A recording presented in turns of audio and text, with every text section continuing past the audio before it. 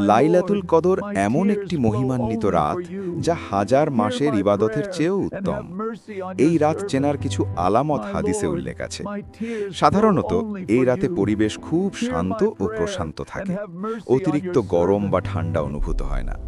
আকাশ পরিষ্কার থাকে এবং চাঁদের আলো নরম ও সুন্দর মনে হয়।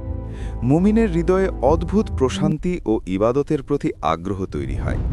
এই রাতে বাতাস মৃদু ও মনোরম হয় এবং অনেক সময় মনে হয় চারপাশে এক ধরনের নূর বা আলোকময়তা রয়েছে।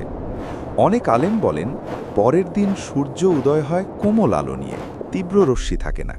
তবে নির্দিষ্টভাবে রাতটি নিশ্চিত করে বলা কঠিন। তাই রমজানের শেষ 10 রাত, বিশেষ করে বেজোর রাতগুলোতে বেশি বেশি নামাজ, কোরআন তেলাওয়াত, দোয়া ও জিকির করা উত্তম। এইভাবে একজন মুসলিম চেষ্টা করলে ইনশাআল্লাহ লাইলাতুল কদরের ফজিলত পাওয়ার আশা করা যায়। জানি না আপনারা সবাই কেমন আছেন, কিন্তু আশা করি আল্লাহর রহমতে সবাই ভালো আছেন। আমার এই ভিডিওটি যদি ভালো লাগে তাহলে অবশ্যই আমার চ্যানেলটি সাবস্ক্রাইব করবেন ইনশাআল্লাহ। আর ভিডিওটা কেমন হয়েছে তা অবশ্যই কমেন্ট করতে ভুলবেন না। তাই ততক্ষণ নিজের খেয়াল রাখবেন। আল্লাহ হাফেজ। আবার দেখা হবে অন্য একটি ভিডিওতে।